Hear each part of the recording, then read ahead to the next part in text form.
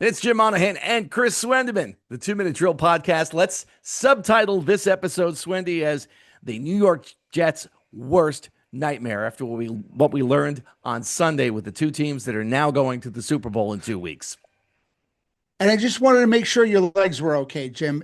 I figured you'd be doing your victory lap with your little sign in the background there, sir, that you've changed and updated now that you're going to the Super Bowl for the 11th trip with the New England Patriots. So congratulations. I will tip my cap, and that's about as much as you're going to get from me on it.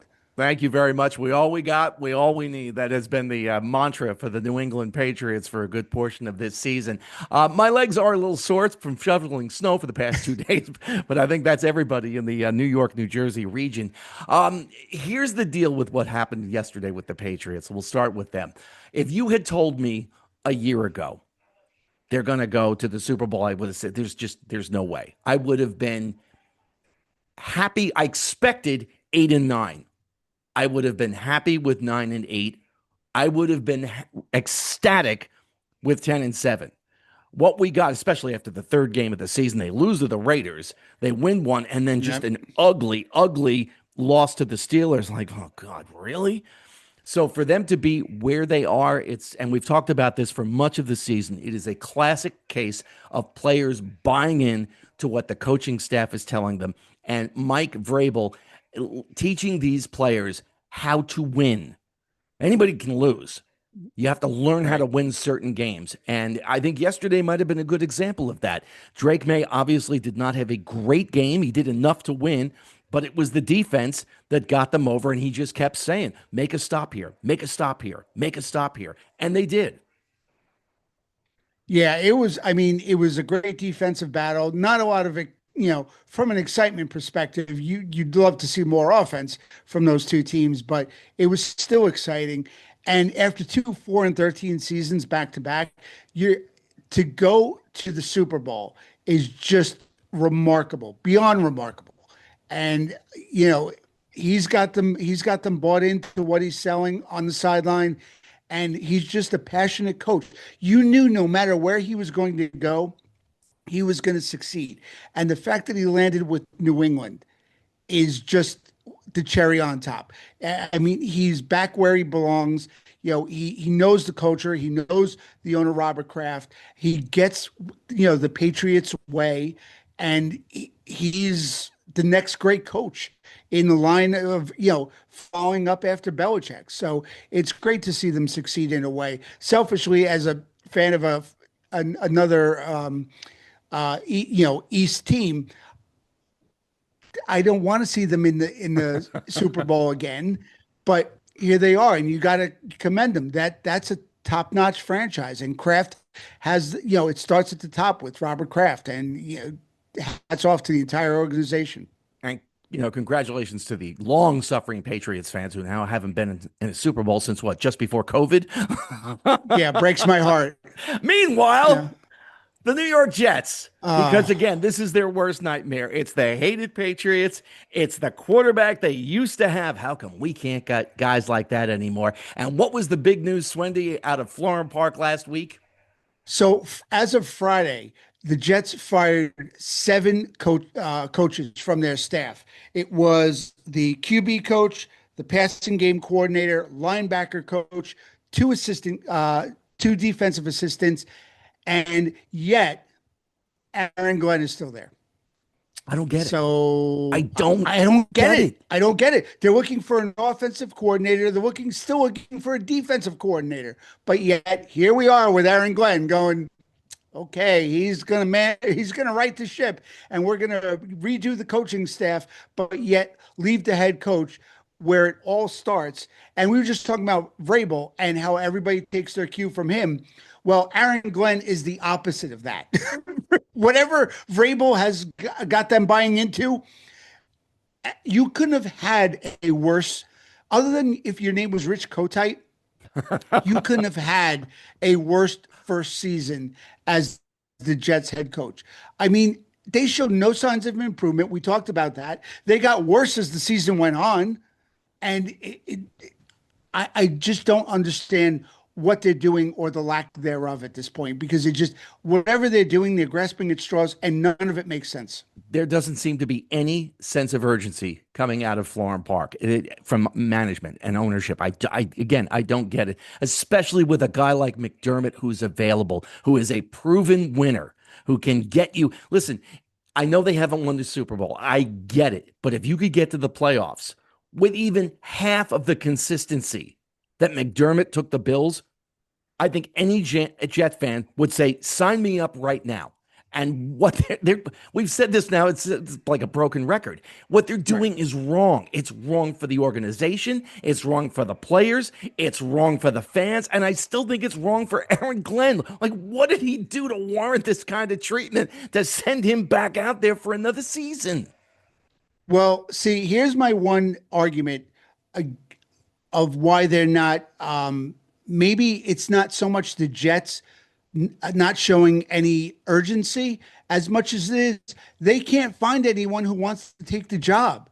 If you're a defensive coordinator, especially a young up and coming DC or even an offensive coordinator, do you really want to go to a situation that's such an outright disaster and a mess right now, when a year from now you could be looking for another job? Because we're talking about it. Everybody else seems to be talking about it. Aaron Glenn. Maybe he's got 1 year left. So do you really want to put yourself in that position? Cleveland, for God's sakes, can't even get somebody to be their head coach. I mean, these organizations are just known to be absolute disasters from the top down. And if you're looking as a young up and coming coach, you look at Aaron Glenn, and now you just see 7 other coaches were fired on Friday. What kind of stability is that? I would, if I'm a coach looking for a good opportunity, I may wait it out the cycle rather than go to the Jets and have to be in the cycle of coaching next year looking for another job, because the head coach that I signed on to work with is now out of a job where we kind of knew that was going to happen anyway. You might be onto something. Maybe it is that just nobody wants the job, and maybe that Bill Belichick resignation on a napkin. Maybe it starts to make more sense why a guy like McDermott. You got to assume they've at least reached out to him, right? I mean, You you would have to think. think. I mean, and he's had success in the AFC East. He knows the division better than anybody. He won 5 division titles in a row for Buffalo, and Buffalo was out of the playoff picture for what, 18 years before McDermott got there. So he knows it, but would he want to come back to such a dysfunctional organization? I don't think so. I mean, he had a lot of success in Buffalo. I don't know if you go to the Jets and have that same success, because Buffalo may have been dysfunctional before that and they may not have known how to win, but the Jets are next level dysfunction.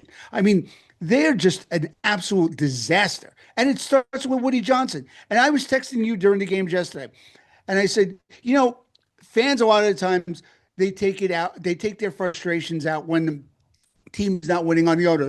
Blah, blah, blah. Put the name in here, needs to sell the team. Jet fans, you know what? I almost feel like they're right in saying that, because what else is there? What other hope can you have? Because it's always going to start and end with Woody Johnson, and he's got to be top 3 worst owners in all of sports. And I'm not talking football. I mean just all of sports. So if you're somebody who just came off a successful run in Buffalo, do you really want to take the Jets job and hope that you could rekindle that magic, or wait it out a year and see what jobs open next year and go there? I just think it's a fact that nobody wants to go to this organization and give it a shot, because it'll still mean you're working for Woody Johnson. He's an epic disaster. I don't have anything I can add to that. I think you've put it perfectly. I really do. And maybe that's the reason why all of this is happening the way it is.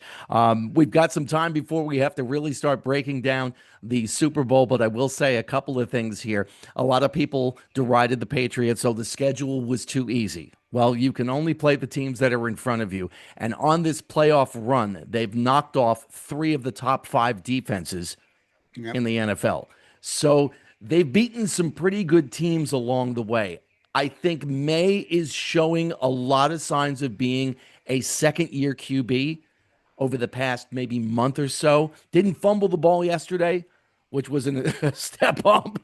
He held on to the football. But I think if it comes down to it, Sam Darnold might be the more experienced quarterback going into this game in 2 weeks. And who would have thought that?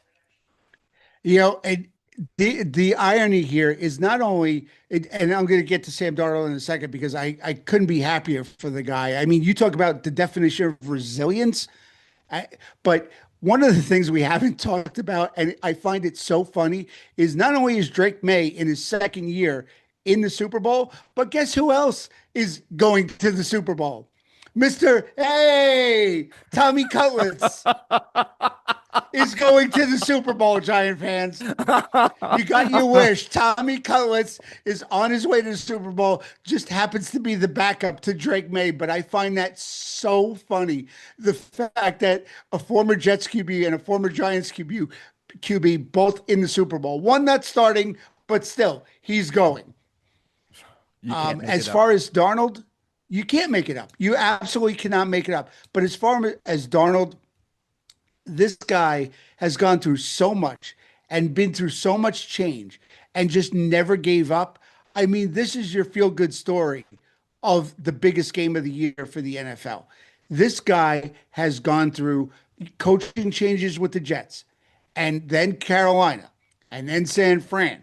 Minnesota looked like it was going to be his home, and they let him go. You know what? Jets are getting a lot of flack for Darnold right now. I actually think Minnesota should get as much flack, if not worse, because he led you to 14-win season, and you let him go for J.J. McCarthy? You probably should get as much crap as the Jets are getting, if not more, because he showed you what he could do. And Sam Darnold this year came up and played his biggest game on the biggest stage when they needed it most. And you know what? Kudos to him because he just never gave up. And it just shows you put somebody in the right system with the right support and they can make it work.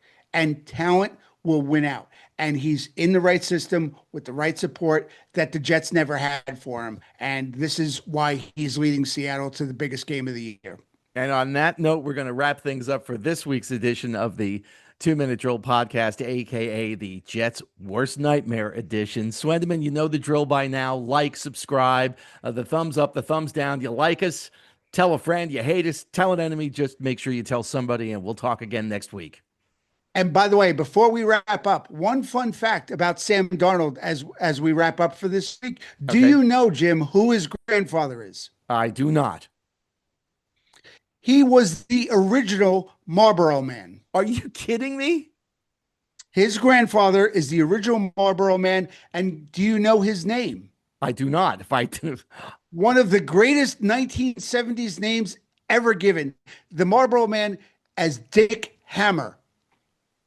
I kid you not. When I heard the name, I already knew he was the Marlboro Man, but I would have thought he was in a different audio or video rather business with that kind of name, but that was his legitimate name, Dick Hammer. He was the original Marlboro Man, and he's the grandfather of Sam Darnold. Now, it's been decades since cigarette commercials were allowed, but you want to know the power of an advertising slogan? I can still remember it. Come to where the flavor is. Come to Marlboro country. Whoever wrote that, is that Mad Men? Whoever wrote that advertising slogan, I hope made a bazillion dollars off of it because, boy, it sticks in your head. It does. See, not only do we talk sports and other topics, but we're educational too. All right, Swendon, but we'll talk again next week. You got it, Jim. Have a great week. Mr. Marlboro Man over there.